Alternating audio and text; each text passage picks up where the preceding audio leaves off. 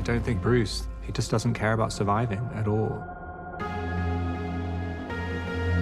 He just wants to inflict pain, inflict like his kind of form of justice, which is kind of questionable justice. I always just get the impression that he just wants to keep recreating the night where his parents died. It's getting serious, Bruce. If I can't have an effect, I don't care what happens to me.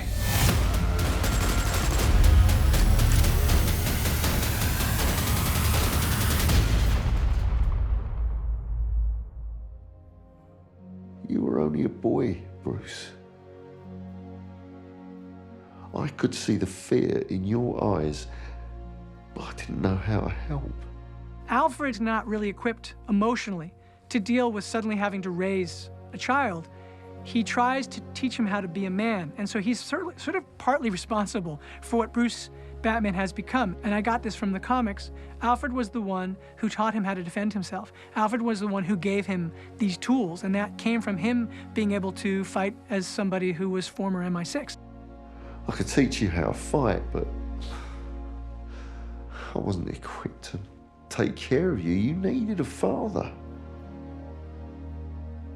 And all you had was me. It didn't make its way into the script because it just didn't fit, but originally, part of their relationship was sparring, so that as they, the idea was after he comes home after a night of being out in the city, he and Alfred were meant to spar, and it didn't end up making its way through the draft. It just didn't work with the scenes that I had. It didn't fit, but it is, in my mind, something that does happen. He's taught Bruce how to fight, and then Bruce has just kind of taken what was the only thing Alfred thought he could teach him and just taken it to this extreme extent where now Alfred thinks he's going to die because of the only thing he thought was a good idea. I wanted Batman to be a really effective street fighter, and I wanted him to have a version of mixed martial arts where he'd adapted various forms just out of efficiency in order to be able to survive on the streets. So we just basically overlap this whole motion here? Yeah. When I was looking for a stunt person, I met with Rob Alonzo, and he and I just really connected, and he was a fighter.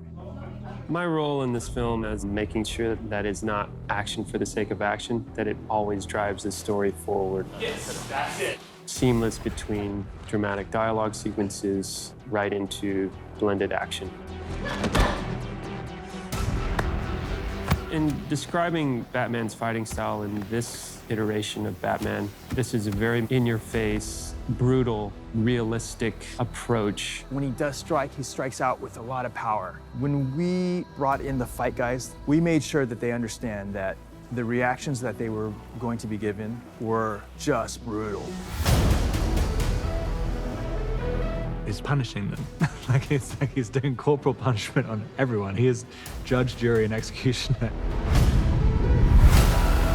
We've trained Rob in a way that he is always reacting to the performers around him as opposed to anticipating the movement.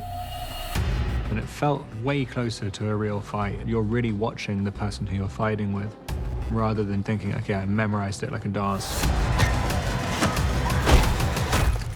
You're like, wow, that's Rob Pattinson doing his own stunt fight there, hitting that guy 2 extra times. That guy is scary. That's Batman. But it's also, Batman's arc is he represents justice for us. He's got to learn that. And beyond justice, as Matt wrote, he's got to become something more. His arc was he had to find what that more was. He has to provide hope to the city. Gotham is in a world of hopelessness. Give me the money! When you're in that world, you're gonna fight as hard as you can. I gotta do this my way.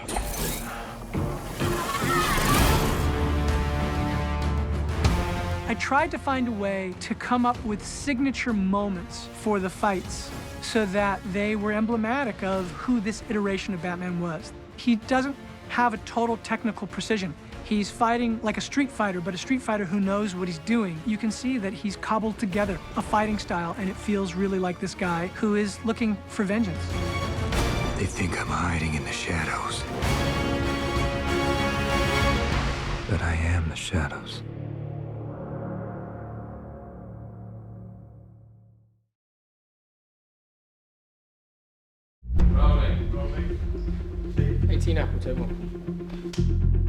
I was approached while I was in post-production for War for the Planet of the Apes. And when I was first contacted by Warner Brothers, I didn't understand what the meeting was for. So I kept turning it down. And then finally my agent called me one day and he said, listen, that general meeting with Warner Brothers, it's not a general meeting. It's about Batman. I was just starting Christopher Nolan's movie, Tenet. And then 2 days later, would have to come back to do the Batman screen test. Yeah, it was like a super high-pressure scenario. You know, auditions are always, they're strange and they're scary and you're nervous. They have a proper camera, but it's cool because you kind of get a taste of what it will really be like on set. Yeah, they gave me a motorcycle helmet and I had to take the helmet off, which was my biggest fear, was like, I'm gonna get stuck with the helmet. And I was like, that's how I lose this job. But Rob was half in a batsuit. It was like this kind of like in-between worlds. Like we were almost there, but not quite. I mean, the whole thing is terrifying. I mean, I was putting on the suit from Batman Forever, and for one thing, the suit is pretty old. It's been in storage for a while. It's also incredibly precious. If I even slightly exert myself, I'm pouring sweat. And also just to try and figure out how to project a performance through a mask, basically. It's kind of, you realize pretty quickly that this is way harder than a normal part. One of the things that distinguishes Batman as a comic superhero relative to most of the others is Gotham.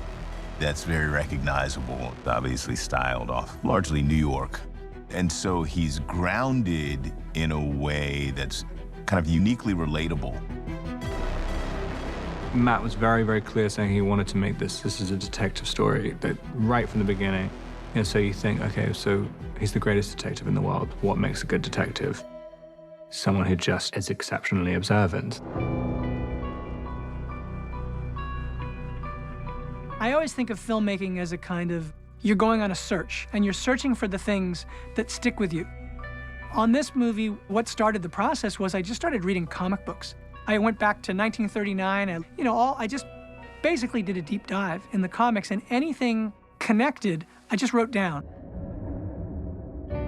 Basically, what the notebook is for me is a way to have a dialogue with myself, because otherwise I would just be saying these things and then I wouldn't remember anything. But if I write it down and then I keep revisiting it, I start having a kind of document that shows what I'm interested in and what things sort of struck a chord with me, and eventually a story starts to emerge. I gave Bruce a notebook as well because I felt that he needed to have that kind of dialogue with himself. And I thought, wow, this is so Batman. Matt gave us a sort of idea that he'd like him to be a bit like Kurt Cobain. So from that, I looked at lots of different images of Kurt Cobain and what the crossover was, who he becomes when he takes his cowl off. And the whole Kurt Cobain black eye makeup sort of really struck me, and I liked the idea that he had the remains of his Batman makeup on, and it looked very rock and roll. He spends a lot of time in darkness. That long hair really helped with creating that side of his character. At one stage, we were talking about shaving all his hair off, and I'm glad we didn't go down that road. There's a film by Gus Van Sant called Last Days, which is kind of a fictionalized account of the last days of Kurt Cobain, and he's got all his stuff spread all over it. And I thought, well, this is the version of Batman and Bruce Wayne that I understand. I knew where he was coming from in this kind of slightly nihilistic. You know who I am? You're Bruce Wayne. I want to see Carmine Falcone. There's something more emotional, and doesn't necessarily know that he's going to save the day. He doesn't know if being Batman is going to work or do anything. He knows that there is no other option. Basically, the options are kind of death or being Batman. This is the 5th movie that Michael Giacchino and I have done. That, to me, is a very exciting collaboration. I love working with him. The night before Rob was to screen test, he sent me a secret little MP4. It was both Bruce's theme and Batman's theme in this incredible suite. And I was blown away. It was so emotional. I drove to the set that morning, and Dylan Clark, my producing partner who was in this from the beginning with me, we're like brothers. I said, you have to get in the car. He said, what do you mean? I said, just get in the car. And we sat in his car. I was in his passenger seat, and I didn't know what I was going to listen to. He goes, listen to this. And he presses play, and, you know, it's Batman's theme.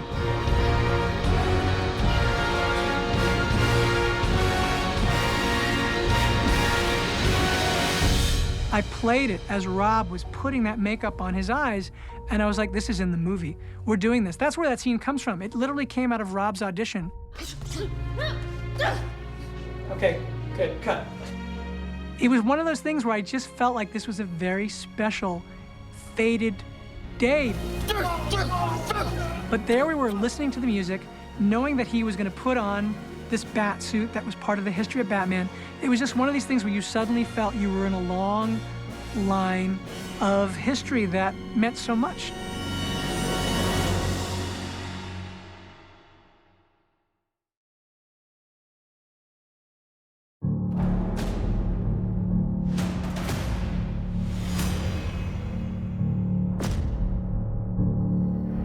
There's always this argument with people who are into Batman where it's his real self, Batman, or Bruce Wayne. And I was always kind of interested in that. I think that the Batman is psychologically and emotionally interesting. It's so much about the shadow self, which we all have. Things about alter ego and identity and stuff. He believes in it so much. He believes it kind of elevates him as a creature. It is transformative to Bruce. And I think it's actually his humanness in a world of superhumans that makes us all want to connect with him and explore him. If the Batman's vengeance, what do you think the Riddler is? Justice. Yeah, justice. A lot of it is about what's unfair, what feels fair and what's been unfair, and it's not fair that the corrupt are getting richer while we're suffering, you know. And it's justice, vengeance and justice, I think. Yeah.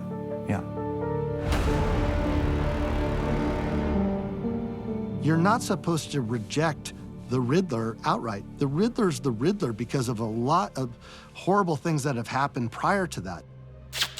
When I was writing and thinking of this character in a way that felt like the Zodiac, that felt like a serial killer, what was important was that the Riddler is someone whose great power has to do with patterns. The Riddler is a person who's done, who's fed up, and who I don't think can go another day letting Gotham City cycle through its corrupt roots again and again. I think he's probably blamed himself for all of the failings of his life. And I think once he discovered this corruption, he sees that maybe it wasn't all his fault. It's theirs. Okay, then he goes off to your right. He has a very dark agenda, but he's also kind of brilliant. And he retreated the way that Batman retreats into his mission of becoming a vigilante. Comes back, passes. He retreats into numbers and puzzles. Goes far to your left so we can see. Because it's the one place where he can find control. Great. Exactly. Okay, let's go through the whole thing again. Something about that made me think of Paul. One of the first things that we talked about was like the two sides of trauma. And that really spoke to me. The first conversation I had with Matt about it, I just knew he just had an angle on something. There was something about doing it as a noir. I mean, even though Batman is always kind of a noir, but like it's never just fully committing to that world. The hell is this? Good cop, bad shit cop? Who's the Riddler? Riddler! How should I know? Having the emotional backstory be the driving force for that character felt, good to me. The root of it is in the child. And what does it mean to be an orphan? You have a kid named Bruce Wayne who loses his parents, but ends up trying to do something good with that pain. And then you have the trauma of somebody who's lost his parents in a different way and who takes that pain and probably thinks he's doing something good, but it is maybe misguided or misdirected.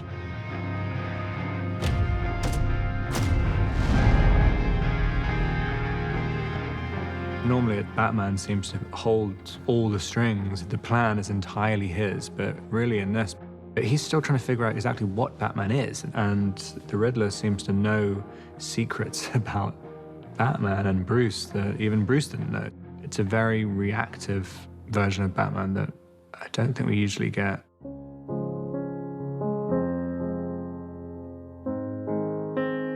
And everybody just forgot about us. All they could talk about was poor Bruce Wayne. Bruce Wayne the orphan. Orphan? I think seeing the Batman was probably one of those transcendent moments in his life, an aha moment where you project something onto that figure out there and you see some hidden piece of yourself or something that you want to be. Without the Batman, you know, you would never have the Riddler.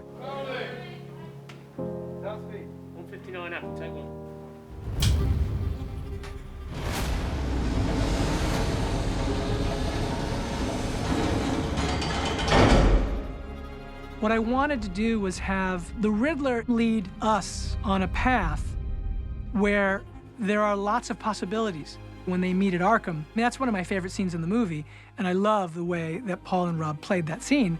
I told you I'd see you in hell. The Riddler doesn't just need Batman as inspiration. He needs him in a practical way too, because he does know his limitations.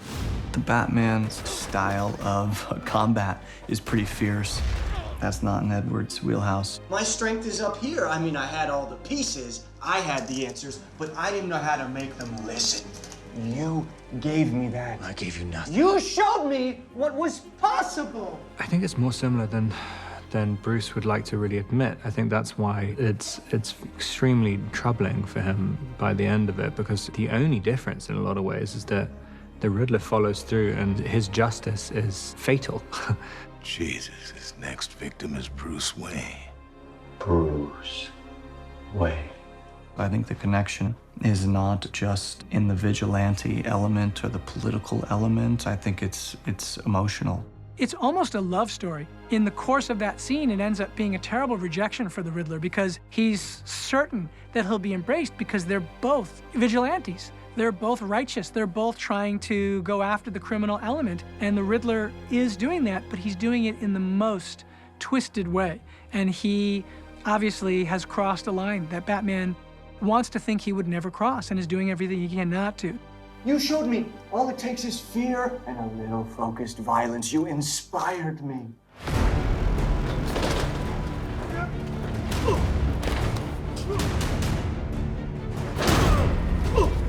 The Riddler calls that out in him. There's a lot of signs that Bruce wants to kill people. He even fears that in himself, but he wants to end up punishing the Riddler because it's, you know, he's being a mirror to Bruce's secrets. You're out of your goddamn mind. What? When the Batman doesn't reciprocate as planned, it's heartbreaking. It's betrayal. I think he thought he had a friend. No amount of pain and damage you inflict on people who have wronged you or wronged someone else, it's not gonna fix the situation, basically. That's basically the arc of Batman in this. The thing that is so great about Batman, historically, culturally, and in this film, it's that space in between, which is where we really all live. That's so potent and powerful and true. I think it is about having heroes and having villains and exploring the space in between.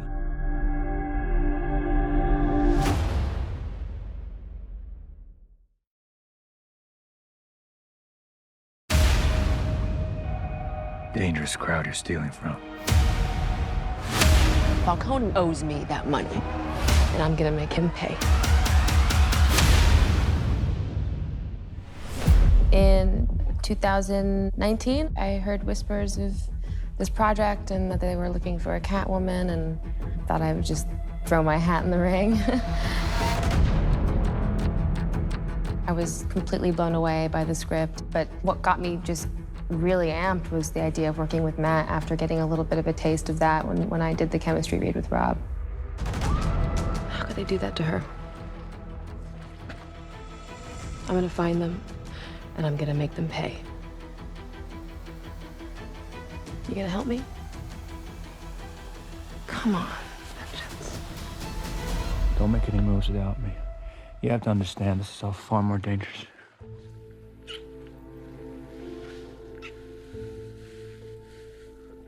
I told you, baby.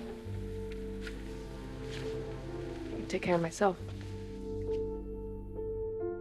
I was very excited about the connection that she had with Rob, because the two of them knew each other, they were friends, so there was this kind of charge between them. You really don't care what happens to me there tonight, do you?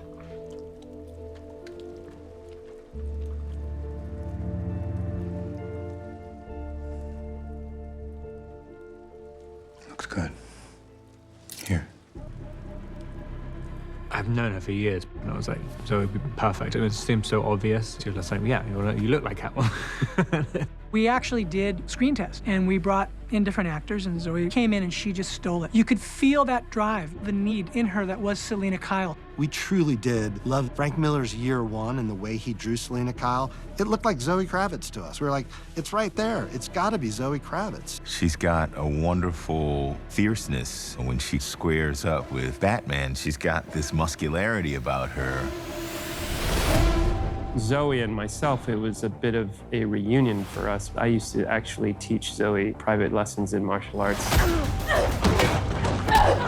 when she was 10 years old. The first couple months of training was, it was intense. I would hobble home. I started training in November 2019, and then we shut down in March for 6 months, and I tried my hardest to just kind of remember everything I've learned.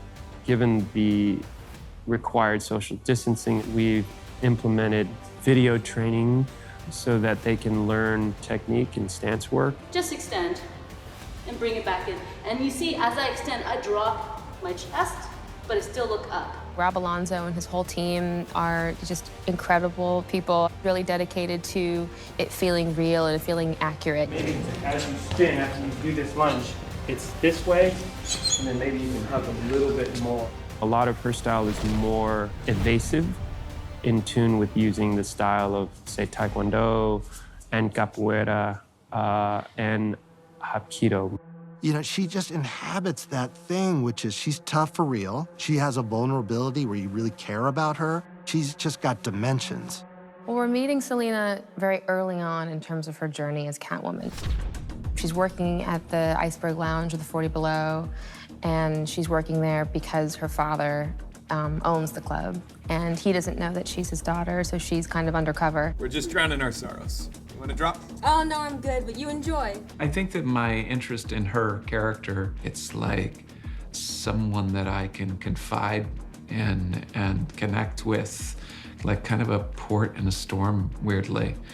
She seems like a direct, honest person. We spent a lot of time in the beginning playing around with wigs, different lengths, shapes, colours, styles, and has actually ended up with 4 different looks from a hair and makeup perspective in this film. And I said, what I'd love to do if you want to appear in this series of wigs is I'd love to have the first wig look totally real. So that way we think, oh, this is the version of Selina Kyle. And then when Batman Bruce follows her home, that you see her remove the wig and you see her with the Year One haircut and you realize, oh, this person is not who I thought. She's constantly putting forth someone who she is not. So who is that character? That all came from conversations with Zoe. Selina Kyle bootstrapping her way through life in the East End of Gotham, which is a very seedy sort of representation in my mind of sort of 70s Times Square with like burlesque theater. Just a tough part of town. I'm in awe of what they've been able to do. James is a genius and his team, all of them. When I got to see my apartment for the first time, I lost my mind. It was just, I wanted to live there. It was so incredible, and the detail. If the Batcave is about survival, what is the key here to Selina and Catwoman? It becomes about who she is at night, which is she's the cat burglar.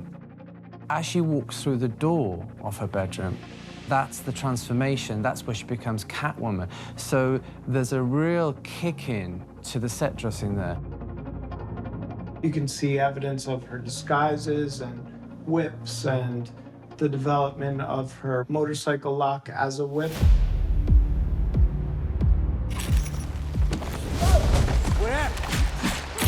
We're not in a Catwoman world yet. We're pre-Catwoman. The most significant comic was year one in knowing what that looked like.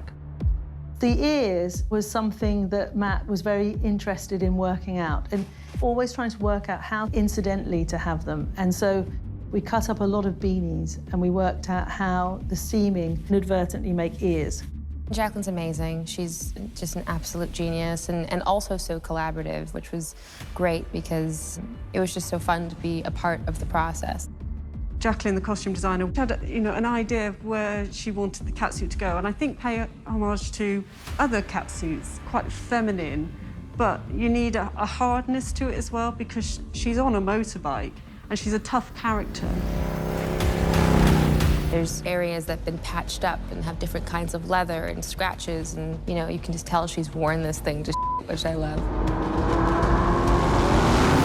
The villains are often, the most exciting part of the movies. I wanted to see a Batman that was not an origin tale, but was sort of in these early days. But that meant that a lot of the characters who are the rogues gallery characters are in their origins in a way. You can see all of the pieces and how they're going to become that. There are criminals and there are victims of criminals. And I think Catwoman is the first person where he really struggles to think, well, you are on the bad side, that I like you. The birth of Catwoman is on the roof when she pushes Kenzie off the roof. Batman went one way and I went the other way. Don't throw your life away. I've got 9 of them.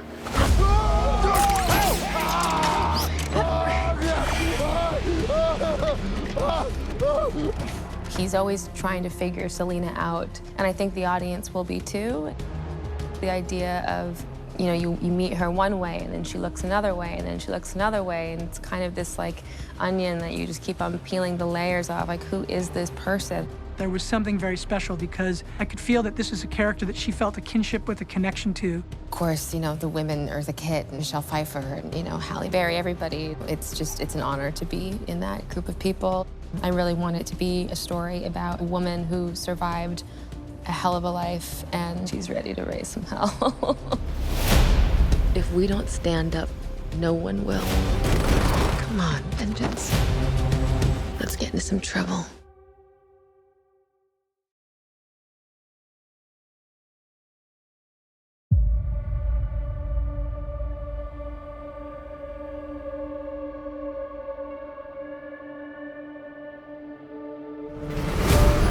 When we first spoke about the Batmobile, it was quite apparent that this wanted to be completely different. I couldn't wait to see it when I showed up on set. I was like, where's the Batmobile? The basic talking points were relentless force, raw power mounted in this frame.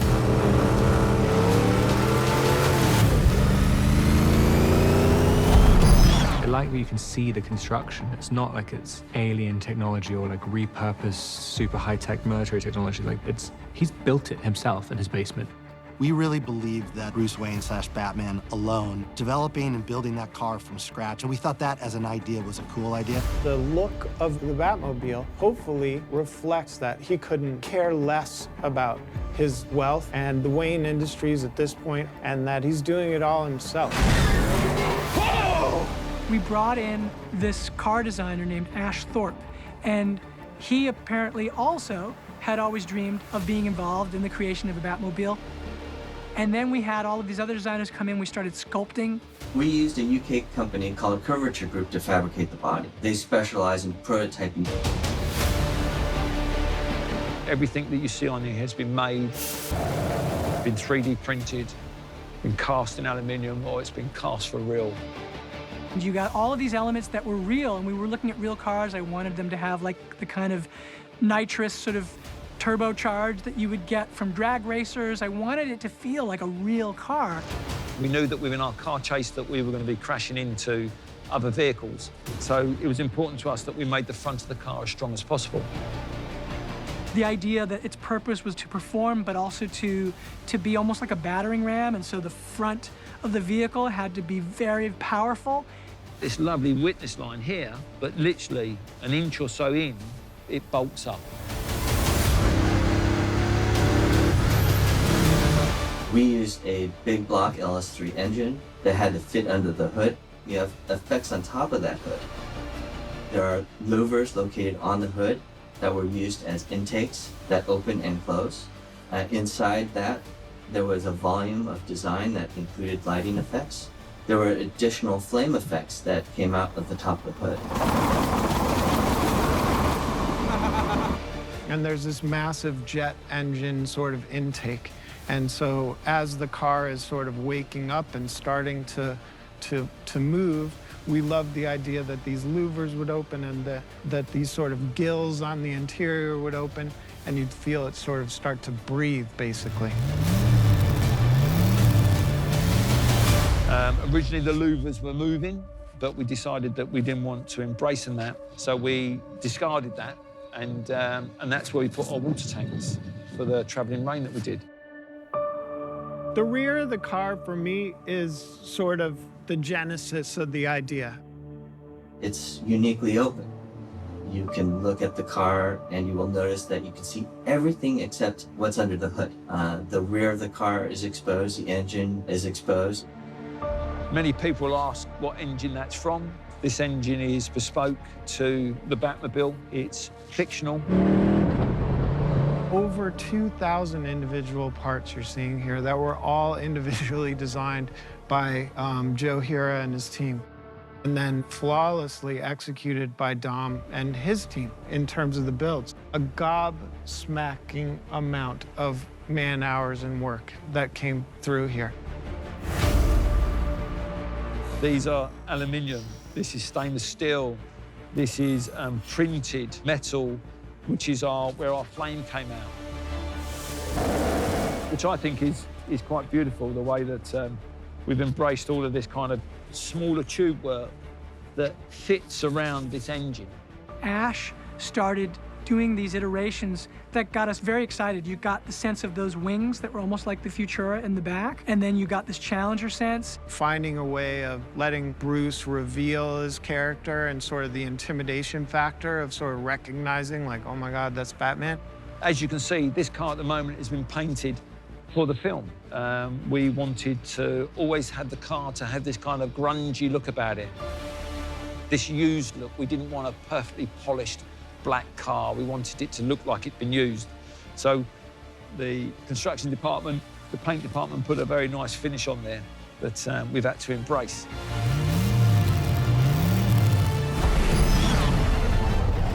There was a day when they drove the car and put it on the back lot, which was under the L, which is outside the Iceberg Lounge.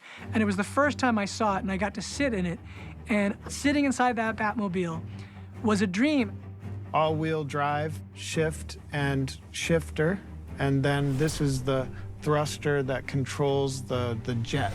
And then obviously his control panel up here. You know, the aesthetic I just love, you know, it's like leather wrap, leather dash, and then traditional sort of muscle car gauges. So right here you're seeing this is all control for the jet components. Big fuel tanks and cylinders for the various gases and things required to drive the jet engine. You're not using a donor car to make the Batmobile. You are building a unique one-off. And in our case, we built 4 vehicles. We had a ram car that we could use just to ram and destroy stuff. We had a lightweight car that could perform jumps and other difficult tasks. We also had a pod car that a stunt driver could drive from a mounted roll cage from the top of the car's roof.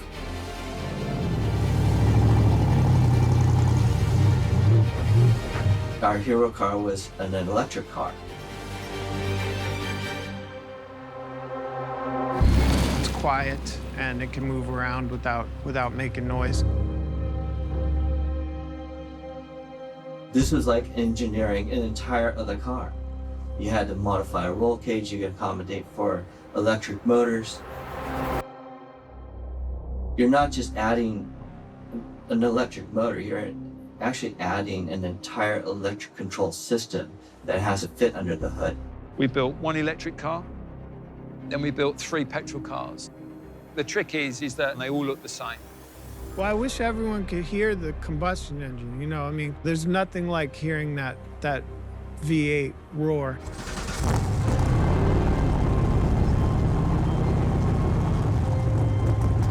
The petrol car's got the 700 brake horsepower V8 engines in them. It sounds unbelievable. It sounds like you're driving a plane. It's also a four-wheel drive. We've made our own bespoke transfer box in-house that's based around what they use in a rally car. It has to be like a monster. I want this thing to feel elemental. You can transfer all the power to either the front wheels or the rear wheels or both wheels, all at the push of a button. And that's something that we've used in the past. And from previous experiences, we know that the stunt drivers love that, because what they can do is they can set the car up and then they've got immediate power where they want it.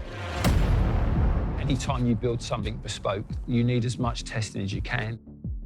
You find all the weaknesses, you find all the strengths. And part of that testing is that we get to a situation where the stunt department can actually find some really cool stuff that they can do. And by testing, we can say, well, can we add that into the sequence? Starting to push the Batmobile and to its limits so we can see where the limits are. But this is what we're here testing to do, to iron out all these problems, get the suspension right, get all the mounts right. We've had a few things bend, which is what things are designed to do.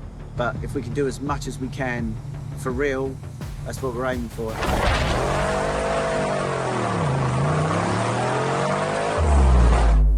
We always knew the car needed to jump.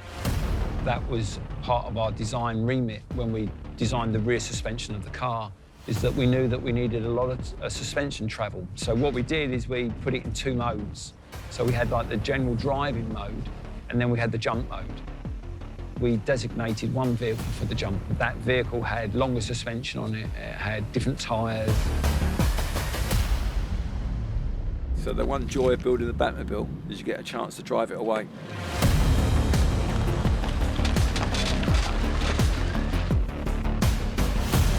At the end of the day, you want to be inside a Batmobile. And I wanted the audience to have that experience. Like the Batsuit, I wanted you to feel it was totally real. The workmanship that's gone into building this car is one of real high standards. The intensity of both man and car are just paired together perfectly. They both have this sort of real revved up vengeance vibe. This is one of the finest builds ever in feature film history. I mean, the car performs so beautifully. It's been a huge privilege to be a part of that through line of history.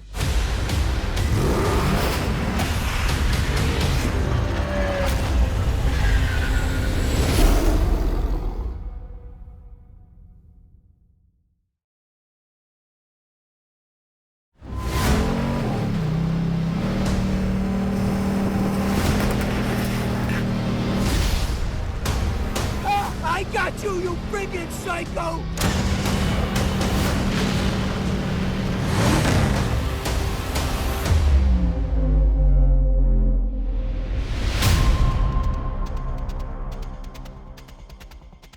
We've got some of the best car technicians and vehicle technicians on this show, and we've got some of the best drivers out here in the UK working with us.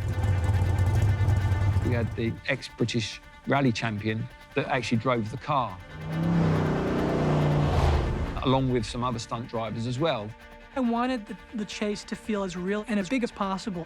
We're going to add more vehicles, we'll add bigger explosions.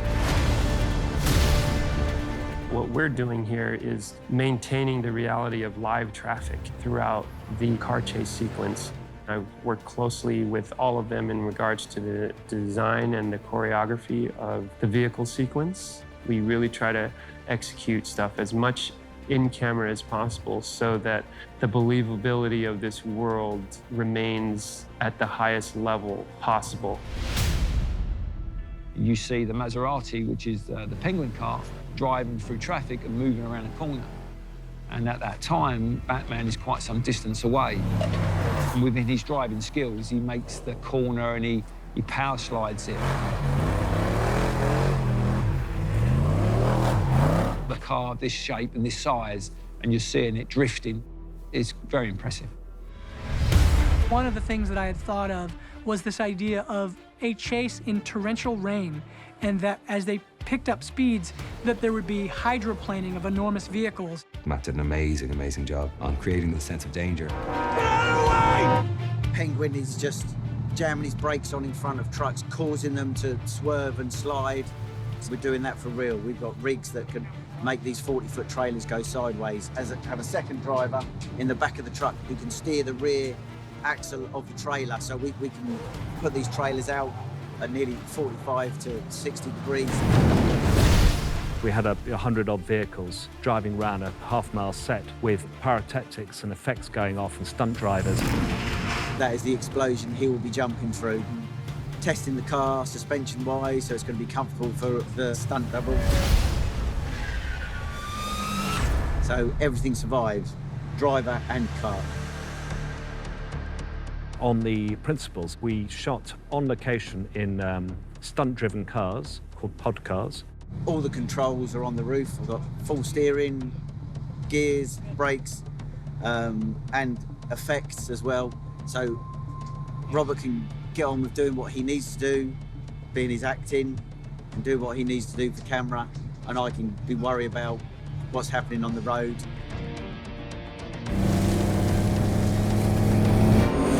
We also picked up some additional action on LED process stage. We shot on what we called an array rig, which is basically 7 cameras that are pointed in every direction, and we shot pieces of the car chase through those 7 cameras. 7 cameras were then stitched together into a 360-degree cyclorama. These were fed back in through the LED screens on the set. Car scene like Dunsfold, it just takes a long time to get all those vehicles reset, especially when you're working with 18-wheel trucks and that kind of thing. The great thing about our stagecraft set of tools is that we have our motion capture tracking set up, and that allows us to track the camera wherever it is on the set. So if the camera is in the center of the set and the content that we're putting onto the screens are back there as well, and so we're getting exact real-life tracking information. I'm able to control what happens on these screens. I can make it very warm or cool. These are types of things that we are able to modify live. The whole idea with the LEDs is that a created world, and we can essentially bring that world to the actors. So we've got content that we put up on the LEDs, and that provides light onto the sets and onto the actors, and it also provides reflections and allows us to make the entirety of the set more real, makes the lighting more real, makes the photography ultimately look more real. In addition to the benefit that it gives us from a technical standpoint, you've also got the rest of the environment there, so the actors can experience the space, and as they're driving the cars, they can react to what's coming at them on the screens. Oh, come on! So it gives us a more controlled environment in a moving space without moving. You can have daylight for 24 hours if you wanted to. You don't have to worry about the sun setting. And it makes the CG world and practical world integrate so much better and quite seamlessly, actually. Once it got realized, we really fell in love with the final sequence, which is a great Batmobile chase. Both man and car are just paired together perfectly. The intensity is palpable. I loved the idea of being caught in that sea of chaos. And so we worked all of that out, and then we went and we tackled it. I got you! I got you!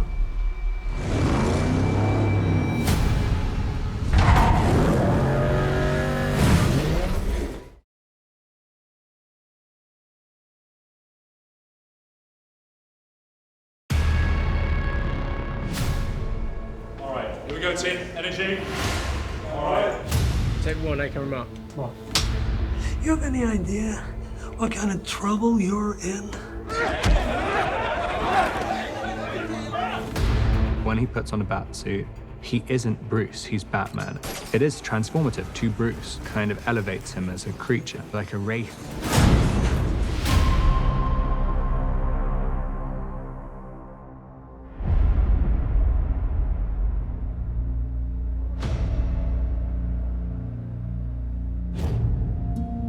In some of the previous Batman comics, you find Batman jumping off a building, and miraculously the cape becomes like a hang glider, a huge kind of thing. You have to suspend your disbelief for a little bit for those moments.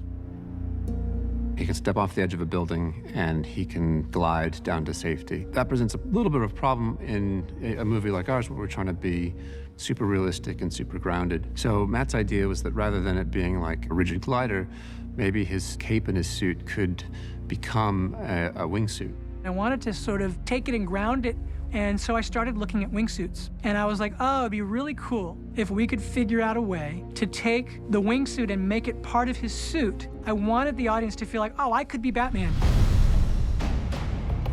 When I first met with the director in Los Angeles, he mentioned a scene in the movie where Batman escapes from the Gotham police station by jumping off the roof of this very tall building, and his cape and bat cowl turns into a wingsuit. What was important for him is he wanted to really feel that it was Robert Pattinson who was running off and jumping off the building, and we never left Robert until we landed on the street.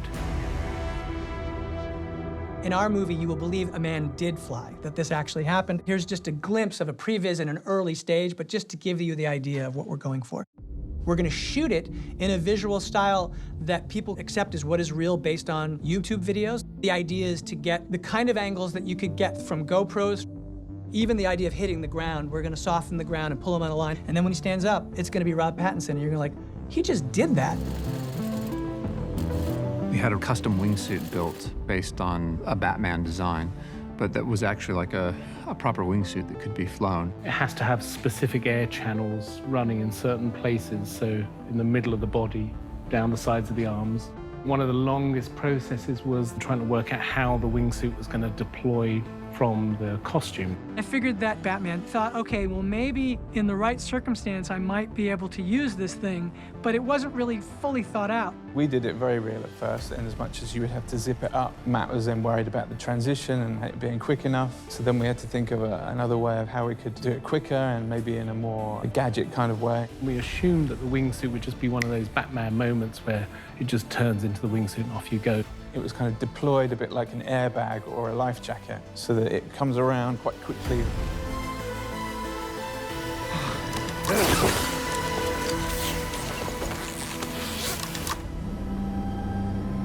Originally, we wanted to actually hang a professional wingsuiter from a helicopter on a long line. We talked to a wingsuit specialist and stunt guy, and we wanted to do a real jump. But then we had the pandemic, we had other logistical challenges that made it so that that was no longer a viable plan. It was quite a challenge. What seemed like a really bright idea early on then turned into a massive headache about how to film it in a cinematic way. We couldn't change the style of our movie to suit that wingsuit. It had to flow through and it had to feel like it was all integrated. So we've ended up doing it in several locations using several different techniques. Batman, he's on top of the building, he's run up away from the police, and he gets into his wingsuit, he's just about to do the jump. So we have a stunt Batman at the top there, on a wingsuit, on a wire, on the ledge. Eventually we switched to a set on one of the sound stages, and we pushed a ton of air at it. And then we cut to a drone plate in Chicago. We flew a drone down LaSalle Street, and we had it shoot kind of forward, and we had it shoot backward. These have been stitched together in a 360-degree cyclorama, which we're projecting through 8mm panels. The stuntman and Rob were able to pilot what was a wingsuit wind tunnel.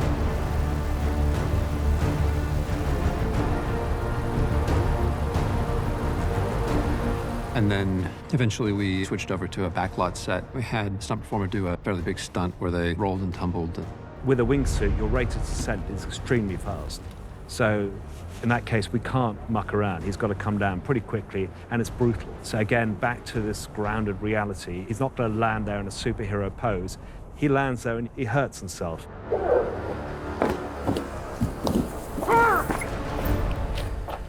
By the time that you get to the end of the scene, that you would say, like, oh my God, everything had to be sort of rough and visceral and hard, but also completely believable.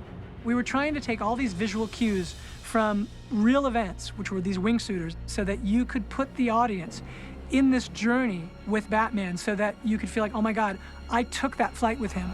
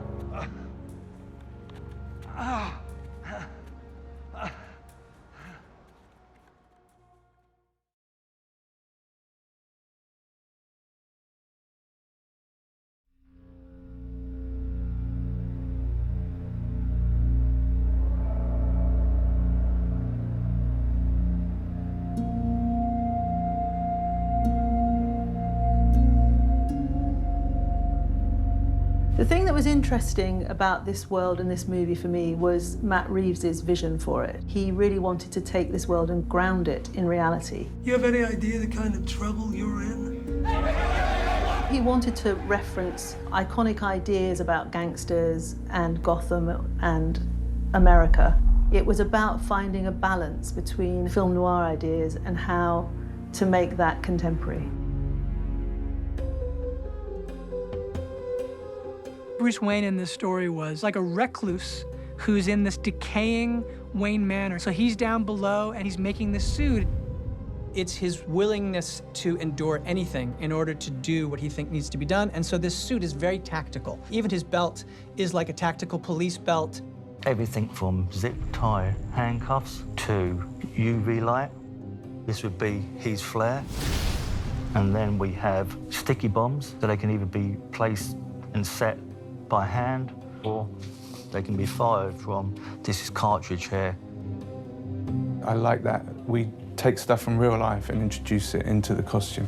The boots, they're not like fancy superhero boots, they're like Austrian army boots. He's made a top to them to protect his shin. The whole idea that it should feel very real and grounded in reality. But when it came to the flip side of it, which is Batman can't go looking out for crime in the night dressed as Batman. So what does he do? He goes out as the Drifter. Rob was involved in the evolution of this costume. He really wanted to push the workwear and the idea that that's what makes you most invisible in a modern crowd. He specifically spoke about the dock workers in Manhattan. We actually went to New York to workwear shops and we bought these trousers, lots of different jackets. We tried on a lot of different versions. It was just to find the kind of most invisible costume that we could.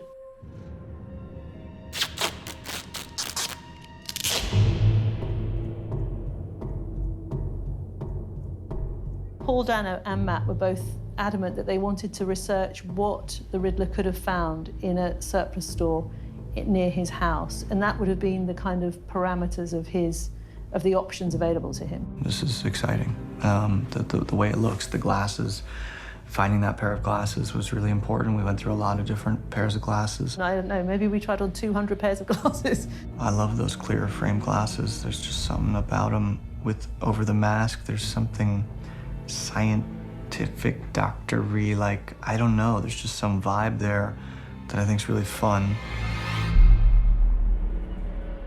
This is a very important prop. This is all of his confessions and tormented mind. Floor to ceiling, we have these ledgers.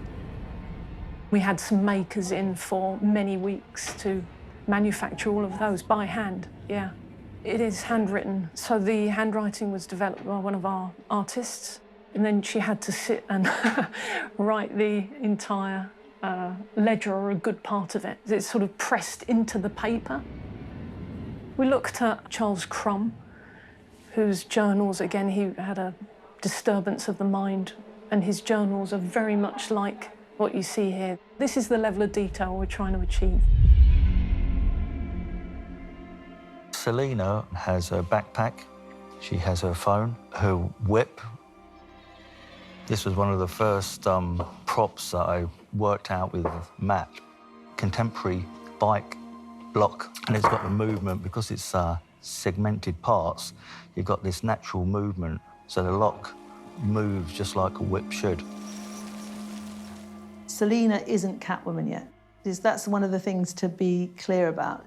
It feels very feminine and very sexy, but still at the same time practical. And then the idea was, how can we take those things and tweak them just a bit so you can see, oh, it's kind of ripping at the seams. It could become the catsuit.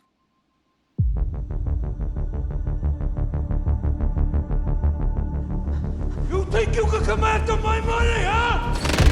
This is the Penguin. We ended up with a kind of amalgamation with a 40s influenced 80s suit and a very 80s looking leather coat. The color palette of the costumes are extraordinary. The suit that was made, it just does something to you. There's something kind of esoteric to it that when you put the whole thing on, it's not you anymore. There doesn't feel to be any space between you and what you're wearing. It's all one and the same. The first prop that Colin asked me about is a very gangster-type gold ring. Saw what it was, and I kind of understand the language of where Colin might want his character to go with. This is just a soft rubber version of his micro Uzi, which is iconic. Everything is about character, emotion, and theme. Everything is built out from there. It really is about, you know, everyone contributing and it being a kind of joint piece of work to always make the world feel as complete as possible.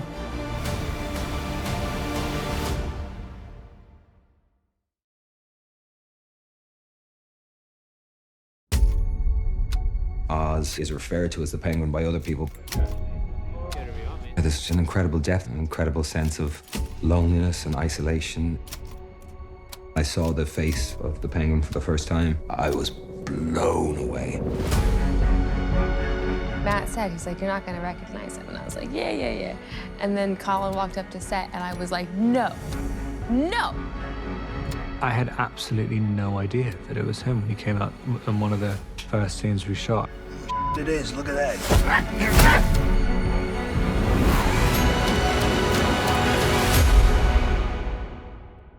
Mike Marino designed the Penguin, spent weeks in his studio. Hi, I'm Mike Marino, and I am the prosthetic makeup designer. I'm Mike Fontaine, and I do special effects makeup, prosthetic makeup, particularly Colin Farrell as the Penguin.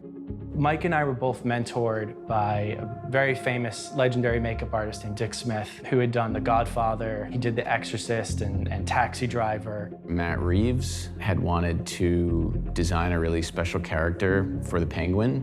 What was interesting to me about this version of the character was that he was not yet the Kingpin.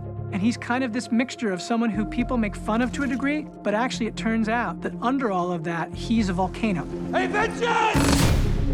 We're big fans of hyper-realism. The makeup's very realistic, but also has a magical or surreal element. Our sensibilities really lined up very strongly with what Matt's vision was for the film, which is to create these kind of extreme characters. He wanted something that was a little pathetic and a little sympathetic, so he was referencing Fredo from The Godfather. And I had some ideas of some older gangsters.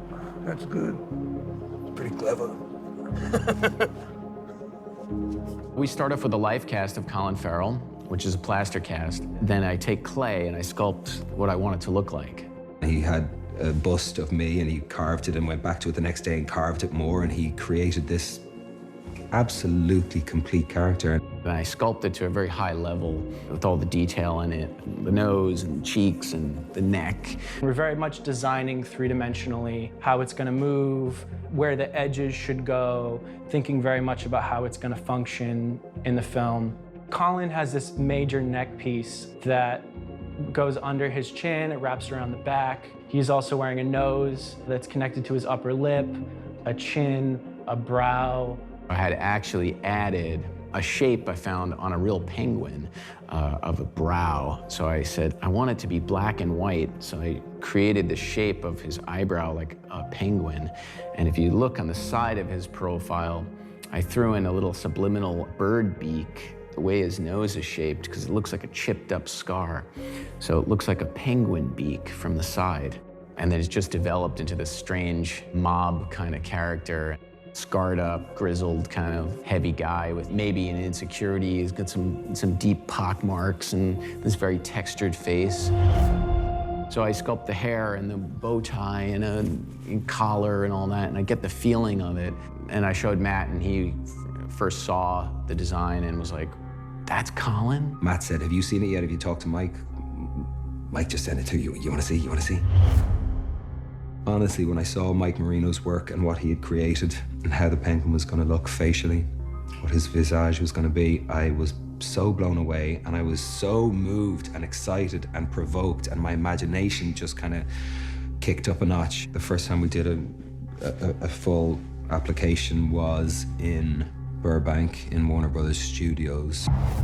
Maybe took 4 hours, maybe 3.5 or 4 hours, but I will say it was one of the most exciting, jubilant, celebratory experiences I've had in making pictures in 20 years.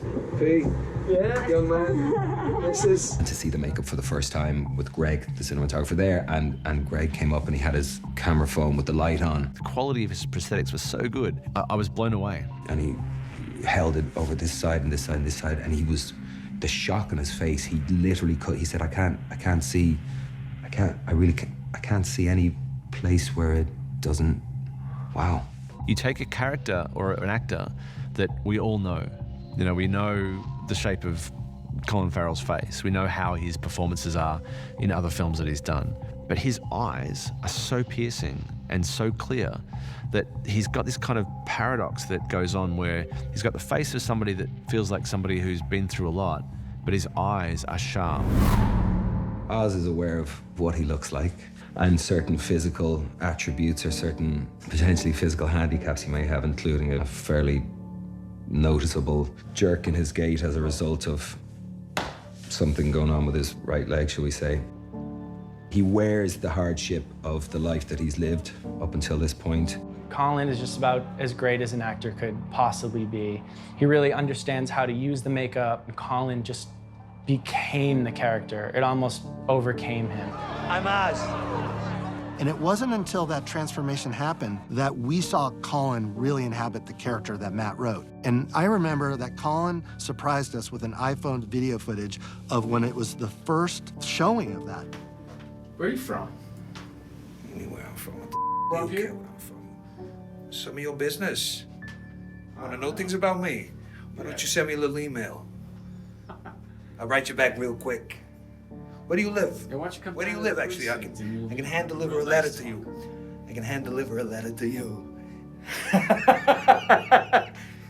The more pieces go on, the more his voice subtly starts to change, and he starts to become aware of his features and using them in the mirror. It just started pouring out. He was having so much fun in it. Good. Good. It was the first time I've ever did a full face makeup and had the opportunity to inhabit that, and I'm utterly grateful to Mike and his team and to Matt for having the moxie to push this as far as I feel we've pushed it, you know? You know my reputation. I do. Do you? It's always nice to be in a scene with them when you can see they're really enjoying it as well, just really feeling the look of the character. Colin was able to really bring that character to life with his movements, the way he walked, the way he spoke. And I was taking care of giving it, I suppose, animating it, giving it motion and giving it voice. And it's definite. I mean, there's not, like, no penguin has been like that before. And that was the great gift that Mike Marino's talent has given me on this film. It's nothing short of creative genius. When we finished shooting, I had this very emotional thing because I was like, I kind of got to know Oz, and I was very close to Oz because Colin as Oz is this character, and I thought, I'm not going to see you the same way anymore. He really did become somebody else entirely. You want to say something to the camera? You want me to say to the camera? I don't know. What do you want to say? You want to show? You want to confess? Come see your tickets. You pay for this performance. Careful. I give so much praise to those folks for creating what they've created.